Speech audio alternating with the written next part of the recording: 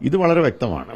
ഈ രാജ്യത്ത് ഇങ്ങനെയുള്ള പ്രവർത്തനങ്ങൾ മറ്റു വിഭാഗങ്ങൾ നടത്താൻ പാടില്ല എന്നുള്ള ഒരു കരുതിക്കൂട്ടിയുള്ള ഒരു നീക്കത്തിന്റെ ഭാഗമായിട്ട് ഇതിനെ കാണാൻ ഭാവിയിൽ RSSന് മാത്രം അതല്ലെങ്കിൽ BJPയുമായി ബന്ധപ്പെട്ട സംഘടനകൾക്ക് മാത്രമേ വിദേശ സഹായം ലഭിക്കൂ എന്നുള്ള നിലയിലേക്ക് കാര്യങ്ങൾ കൊണ്ടുവരികയാണ്. FCRA ഭേദഗതിയുമായി ബന്ധപ്പെട്ട് വലിയ വിവാദങ്ങളാണ് തുടർന്നുകൊണ്ടിരിക്കുന്നത്. ഒരു വശത്ത് സഭ വലിയ വിമർശനം ഉന്നയിക്കുന്നു, ഒപ്പം പ്രതിപക്ഷ പാർട്ടികളൊക്കെ ഈ വിഷയത്തിൽ വലിയ വിമർശനമാണ് ഉന്നയിച്ചുകൊണ്ടിരിക്കുന്നത്. നമുക്കൊപ്പോൾ ഉള്ളത് ഫ്രാൻസിസ് ജോർജ് MP ആണ്. ഇന്നിപ്പോൾ പാർലമെന്റ് പരിഗണനയ്ക്ക് ഈ ബില്ല് വരികയാണ്. എങ്ങനെയായിരിക്കും പ്രതിപക്ഷത്തിന്റെ നീക്കം? വളരെ ശക്തമായിട്ടുള്ള പ്രതിഷേധം. ഇത് തുടക്കം മുതൽ തന്നെ ഈ ബില്ല് അവതരിപ്പിച്ചപ്പോൾ തന്നെ ഞങ്ങൾ വളരെ ശക്തമായിട്ട് പ്രതിഷേധിക്കുകയുണ്ടായി. ഇന്നിപ്പോൾ വളരെ പെട്ടെന്ന് പാർലമെന്റ് നാളെ അവസാനിക്കുകയാണ്. അതിന് തൊട്ട് മുൻപായി ഇന്ന് ഇത് ലിസ്റ്റ് ചെയ്ത് ഇത് ചർച്ചയ്ക്കെടുത്ത് പാസ്സാക്കാനുള്ള നീക്കമാണ്. ഇത് അങ്ങേയറ്റം സംശയാസ്പദമായിട്ടുള്ളൊരു നീക്കമാണ് ഗവൺമെന്റ് നടത്തിയിട്ടുള്ളത്. ഇത് വാസ്തവത്തിൽ ഞാൻ മനസ്സിലാക്കുന്നിടത്തോളം ബിസിനസ് അഡ്വൈസറി കമ്മിറ്റിയിൽ കൊണ്ടുവരികയോ ഇത് ലിസ്റ്റ് ചെയ്യുകയോ ചെയ്തിരുന്നൊരു ബില്ലല്ല. വാസ്തവത്തിൽ കേരളത്തിൽ നിന്നും അതുപോലെ തന്നെ മറ്റ് 4 സംസ്ഥാനങ്ങളിൽ നിന്നുമുള്ള തെരഞ്ഞെടുപ്പ് നടക്കുന്ന സംസ്ഥാനങ്ങളിൽ MPമാരും ഇല്ലാത്തപ്പോൾ പെട്ടെന്ന് ഇത് കൊണ്ടുവന്നതിന്റെ ഉദ്ദേശം എന്താണ്? നിലവിൽ തന്നെ നിയമങ്ങളുണ്ട്. ഇപ്പോൾ FCRA നിയമം 3 വട്ടം ഇതിനു മുൻപ് ഭേദഗതി ചെയ്ത് എന്തെങ്കിലും തരത്തിൽ ഈ വിദേശ ഫണ്ട് ദുരുപയോഗം ചെയ്യുന്നുണ്ടെങ്കിൽ അവർക്കെതിരെ നടപടിയെടുക്കാനുള്ള സംവിധാനം ഇപ്പോൾ തന്നെ നിലവിലുണ്ട്. പക്ഷെ ഇപ്പോൾ പുതിയ വ്യവസ്ഥകൾ എന്ന് പറയുന്നത് ഒരു പുതിയ ചാപ്റ്റർ തന്നെ കൊണ്ടുവന്നിരിക്കും, ഒരു അധ്യായം കൊണ്ടുവന്നിരിക്കുകയാണ് ഈ ബില്ലിൽ. അതിലൂടെ ഏതെങ്കിലും കാരണവശാൽ ഈ ലൈസൻസ് പുതുക്കാതിരിക്കുകയോ അല്ലെങ്കിൽ ലൈസൻസ് തുടർന്ന് ആവശ്യമില്ല എന്നുള്ള അഭ്യർത്ഥന നടത്തുകയോ ചെയ്താൽ ഈ പറയുന്ന വിദേശ സഹായം സ്വീകരിച്ച് നിർമ്മിച്ച അതിന്റെ ആസ്തികളും സംവിധാനവും എല്ലാം ആരാധനാലയങ്ങളും ഉൾപ്പെടെ സർക്കാരിന് ഏറ്റെടുക്കാമെന്നുള്ള ഒരുപക്ഷെ ജനാധിപത്യ വ്യവസ്ഥയിൽ ഒരിക്കലും കൊണ്ടുവരാൻ പാടില്ലാത്തൊരു നീക്കമാണ് BJP ഗവൺമെന്റ് കൊണ്ടുവന്നിട്ടുള്ളത്. ഇത് BJP സംഘ് പരിവാർ അജണ്ടയുടെ വളരെ വ്യക്തമായിട്ടുള്ള ഒരു നീക്കമാണ്. എല്ലാ വിഭാഗങ്ങൾക്കും ഇതില്ലേ എന്ന് ചോദിച്ചാൽ ഉണ്ട് എന്ന് പറയാമെങ്കിലും കേരളത്തിലെ സാഹചര്യം എടുത്താൽ, ഒരുപക്ഷെ ഇന്ത്യയിലെ തന്നെ സാഹചര്യം എടുത്താൽ ഏറ്റവും കൂടുതൽ ഈ FCRA ഫണ്ട് ഉപയോഗിച്ചിട്ടുള്ളത് ന്യൂനപക്ഷ വിഭാഗങ്ങളാണ്. ഇപ്പോൾ ക്രൈസ്തവ ന്യൂനപക്ഷങ്ങൾ അതെല്ലാം നല്ല കാര്യങ്ങൾക്ക് ഉപയോഗിക്കും. വിദ്യാഭ്യാസ പ്രവർത്തനങ്ങൾക്ക്, അതുപോലെ ചാരിറ്റി പ്രവർത്തനങ്ങൾക്ക്, വൃദ്ധജനങ്ങളെ സംരക്ഷിക്കാൻ, വികലാംഗരായിട്ടുള്ള ആളുകളെ സംരക്ഷിക്കാൻ, അനാഥരായിട്ടുള്ള ആളുകളെ സംരക്ഷിക്കാനൊക്കെയുള്ള ഭവനങ്ങൾ നടത്തുന്നതിന് വേണ്ടിയിട്ടാണ് ഈ ഫണ്ട് എപ്പോഴും ഉപയോഗിച്ചിട്ടുള്ളത്. ആ ഫണ്ടിന്റെ ഉപയോഗം സംബന്ധിച്ച് എന്തെങ്കിലും പരാതികളോ പ്രശ്നങ്ങളോ ഉണ്ടെങ്കിൽ നമുക്ക് അന്വേഷിക്കാൻ നടപടി സ്വീകരിക്കാം. നമ്മൾ ആരും അതേക്കുറിച്ച് എതിരഭിപ്രായം പറയുന്നില്ല. പക്ഷെ ഇപ്പം എന്താണ് മന്ത്രി ഇത് തിടുക്കത്തിൽ ഇത് കൊണ്ടുവരുന്നതിന് മന്ത്രി നിത്യാനന്ദ റായ് പറഞ്ഞ കാരണം എന്താണല്ലോ? അദ്ദേഹം ലോക്സഭയിൽ പറഞ്ഞത് നിർബന്ധിത മതപരിവർത്തനം, അതുപോലെ തന്നെ രാജ്യവിരുദ്ധ പ്രവർത്തനം, ഈ 2 കാര്യങ്ങൾ തടയാൻ വേണ്ടിയിട്ടാണ് നിയമം കൊണ്ടുവരുന്നതാണ് പറയുന്നത്. ആരാണ് ഈ ഫണ്ട് ഉപയോഗിച്ച് നിർബന്ധിത മതപരിവർത്തനം? അങ്ങനെ ഒരു കേസ് വന്നിട്ടുണ്ടോ?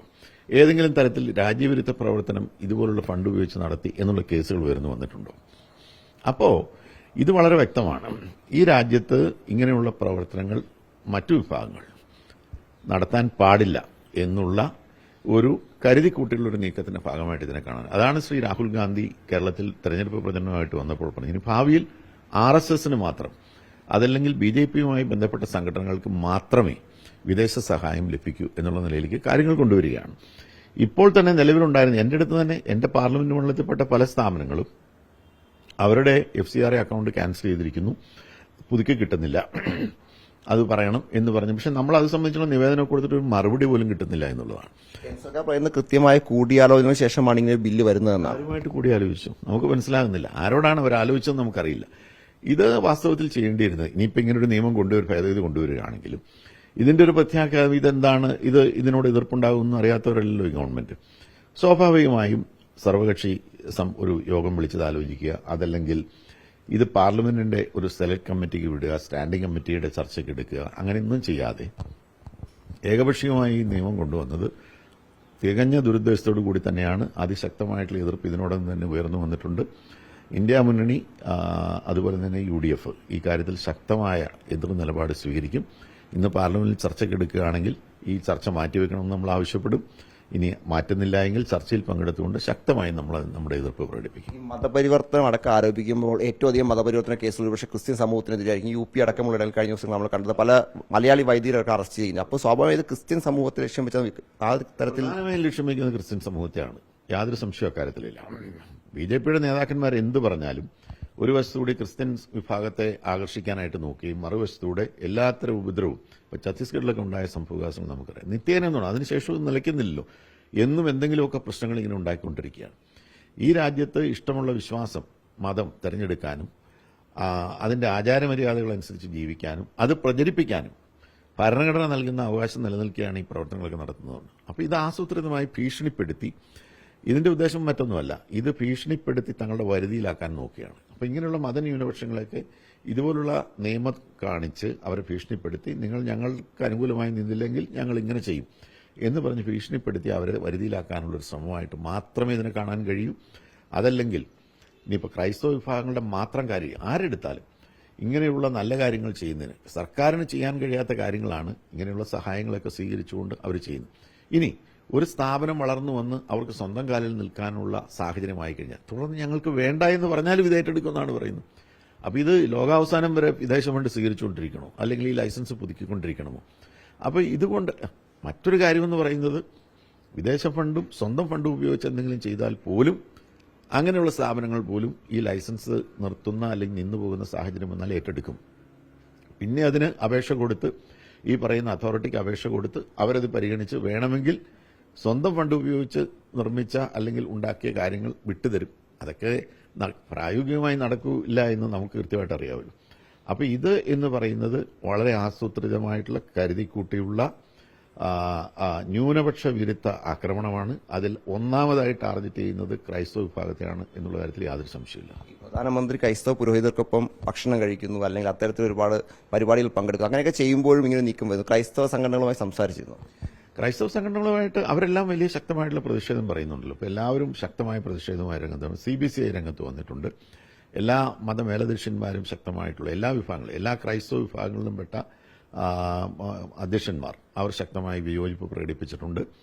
അപ്പോൾ ഇപ്പോൾ തന്നെ പരാതികൾ നിൽക്കുകയാണ്. ഒന്നും പുതുക്കി കൊടുക്കുന്നില്ല, ലൈസൻസ് ഒന്നും പുതുക്കുന്നില്ല. പുതുക്കാതെ വന്നു കഴിഞ്ഞാൽ സ്വാഭാവികമായി ഏതെങ്കിലുമൊക്കെ ഇത് ഇങ്ങനെയുള്ള ഫണ്ട് ഉപയോഗിച്ച് ഉയർത്തിയിട്ടുള്ള സ്ഥാപനങ്ങളൊക്കെ ഏറ്റെടുക്കാമെന്നുള്ള രീതിയിലാണല്ലോ വരുന്നത്. അപ്പോൾ ഒരു വസ്തു കൂടി ക്രൈസ്തവരുമായി ചങ്ങാത്തം സ്ഥാപിക്കാൻ പ്രധാനമന്ത്രി ഉൾപ്പെടെ BJPയുടെ എല്ലാ നേതാക്കന്മാരും പരിശ്രമിക്കുന്നു. മറുവശത്തു കൂടി വളരെ കരുതിക്കൂട്ടി ഇങ്ങനെയുള്ള പ്രവർത്തനങ്ങൾ നടത്തുന്നു. അപ്പോൾ ഇതൊരു ഡിസെപ്ഷൻ ഗെയിമാണ്. പറഞ്ഞ് കബളിപ്പിക്കുക എന്നുള്ള ഒരു പരിപാടിയാണ് ഇവിടെ നടന്നുകൊണ്ടിരിക്കുന്നത്. പ്രധാനമായും ഇപ്പോൾ എങ്ങനെയായിരിക്കും ഇന്നത്തെ പ്രതിഷേധം? രാവിലെ പ്രതിഷേധം ഞങ്ങളിപ്പോൾ രാവിലെ പ്രതിഷേധിക്കും. അതിനുശേഷം സഭയിൽ ഈ ബില്ല് ചർച്ചയ്ക്കെടുക്കാതെ ഇത് സ്റ്റാൻഡിംഗ് കമ്മിറ്റിക്ക്, അതല്ലെങ്കിൽ ഒരു സെലക്ട് കമ്മിറ്റി, സ്റ്റാൻഡിംഗ് കമ്മിറ്റിയിൽ ഇതൊരു സെലക്ട് കമ്മിറ്റിക്ക് വിടുകയാണ് നല്ലത്. എല്ലാ കക്ഷികളും ഉൾപ്പെടുന്ന ഒരു കമ്മിറ്റിക്ക് വിട്ട് വിശദമായി ക്ലോസ് ബൈ ക്ലോസ് ചർച്ച ചെയ്ത് മാറ്റേണ്ടതും മാറ്റി മാത്രമേ ഈ നിയമം പാർലമെന്റിൽ കൊണ്ടുവരാവൂ എന്നുള്ള ശക്തമായിട്ടുള്ള ആവശ്യമുണ്ട്. പ്രധാനപ്പെട്ട BJPയുടെ ആരോപണം എന്ന് പറയുന്നത് ഇലക്ഷൻ ആയപ്പോൾ UDF LDF കൊണ്ടുവന്ന ഈ പ്രശ്നമാണ് ഇതെന്നാണ്. കഴിഞ്ഞ ദിവസം കിരൺ റിജിജു അത് പറയുകയും ചെയ്തത്. നമ്മളാരും കൊണ്ടുവന്ന പ്രശ്നമല്ലല്ലോ ഇത്. ഈ ബില്ല് ഇപ്പോൾ ഇലക്ഷൻ കാലത്ത് അവതരിപ്പിച്ചത് BJP അല്ലേ, കേന്ദ്ര ഗവൺമെന്റ് അല്ലേ. അപ്പം നിയമനിർമ്മാണം അല്ലെങ്കിൽ മറ്റെന്തെങ്കിലും കാര്യങ്ങൾ ഗവൺമെന്റിന്റെ ഭാഗത്ത് വന്നാൽ പ്രതിപക്ഷം അത് തെറ്റാണെന്ന് തോന്നുമെങ്കിൽ വിമർശിക്കുക എന്നുള്ളത് സ്വാഭാവികമായി നടത്തുന്ന ഒരു കാര്യമല്ലേ. ഇത് നമ്മൾ കൊണ്ടുവന്നതല്ല. ഇപ്പം എന്തായിരുന്നു ഇതിന്റെ തിടുക്കം? ഈ പാർലമെന്റ് അവസാനിക്കാൻ ഏതാനും ദിവസങ്ങൾ മാത്രമുള്ളപ്പോൾ തിടുക്കപ്പെട്ട് ഈ നിയമം കൊണ്ടുവന്നതിന്റെ ഉദ്ദേശം എന്താണ്? ജൂൺ മാസത്തിൽ ഇനി വീണ്ടും മൺസൂൺ സെഷൻ വരുന്നുണ്ട്. അന്നേരം വേണമെങ്കിൽ അതിനു മുമ്പ് വേണമെങ്കിൽ വിശദമായ ചർച്ചകൾക്ക് ശേഷം കൊണ്ടുവരാമായിരുന്നു. അപ്പം ഇതിന്റെ പിന്നിൽ എന്തോ ഒരു ഗൂഢാലോചനയുണ്ട്, എന്തോ ഒരു ഉദ്ദേശമുണ്ട്. ആ ഉദ്ദേശം എന്ന് പറയുന്നത് നല്ല ഉദ്ദേശമാണ്. ഈ പറയുന്ന നിർബന്ധിത മതപരിവർത്തനം, അതുപോലെ തന്നെ രാജ്യവിരുദ്ധ പ്രവർത്തനം ഇത് തടയാൻ വേണ്ടി മാത്രമാണ് എന്ന് പറഞ്ഞാൽ എന്താണ് ഈ ഒന്നോ രണ്ടോ മാസം കൊണ്ട് സംഭവിക്കാൻ ഈ രാജ്യത്ത് പോകുന്നത്? അപ്പം അത് വളരെ കരുതിക്കൂട്ടി. ഒരുപക്ഷെ എനിക്ക് തോന്നുന്നു കേരളം ഒഴിച്ചുള്ള സംസ്ഥാനങ്ങളിൽ, ഇപ്പോൾ ഈ തെരഞ്ഞെടുപ്പ് നടക്കുന്ന ബംഗാളിലും ആസാമിലും ഒക്കെ, അതിൽ മറ്റ് സംസ്ഥാനങ്ങളിൽ ഇതുകൊണ്ട് എന്തെങ്കിലും രാഷ്ട്രീയ നേട്ടം കിട്ടുമെന്നോ എന്താണ് അവർ ഉദ്ദേശിക്കുന്നത് മനസ്സിലാകുന്നില്ല. എന്താണെങ്കിലും ഇന്ത്യ മുന്നണിയും കേരളത്തെ സംബന്ധിച്ചുള്ള ഐക്യ ജനാധിപത്യ മുന്നണി വളരെ ശക്തമായി ഈ കാര്യത്തിൽ പ്രതിഷേധം അറിയിച്ചിട്ടുണ്ട്, എതിർത്ത് സംസാരിച്ചിട്ടുണ്ട്. ഇത് ഒരു കാരണവശാലും നമ്മുടെ ഒരു ജനാധിപത്യ വ്യവസ്ഥയിൽ ന്യൂനപക്ഷങ്ങൾക്ക് ഉള്ള അവകാശങ്ങൾ അത് ഹനിക്കപ്പെടാൻ പാടില്ല. ഭരണഘടന നൽകിയിട്ടുള്ള അവകാശങ്ങളാണ്. ആർക്കും ഈ രാജ്യത്ത് ഏത് മതവിശ്വാസവും സ്വീകരിക്കാം, ഏത് ആചാരമര്യാദകളും അനുസരിച്ച് ജീവിക്കാനുള്ള അവകാശമുണ്ട്.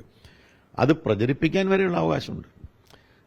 അപ്പോൾ അതാണ്, അതിനെതിരെയാണ് ഇപ്പോൾ ഈ നീക്കം വന്നിട്ടുള്ളത്. ഇത് BJPയുടെ അല്ലെങ്കിൽ സംഘ് പരിവാറിന്റെ അജണ്ടയുടെ ഭാഗമാണ്. എക്കാലത്തും ന്യൂനപക്ഷ വിരുദ്ധ സമീപനം സ്വീകരിച്ചിട്ടുള്ളത് ഇപ്പോൾ മറനീക്കി ഒന്നൊന്നായി പുറത്തു വന്നുകൊണ്ടിരിക്കും. എന്താണെങ്കിലും ഈ ബില്ല് ഒരു ന്യൂനപക്ഷ വിരുദ്ധമാണ് എന്ന് തന്നെയാണ് ഫ്രാൻസിസ് ജോർജ് MP വ്യക്തമാക്കുന്നത്. ഇന്നിപ്പോൾ പാർലമെന്റിൽ വലിയ പ്രതിഷേധം ഉണ്ടാകുമെന്നും അദ്ദേഹം വ്യക്തമാക്കുന്നു. വീഡിയോ ന്യൂസ് കണ്ണൻ പ്രശ്നൊപ്പം report Noble Marikkaran, in reporter, Delhi.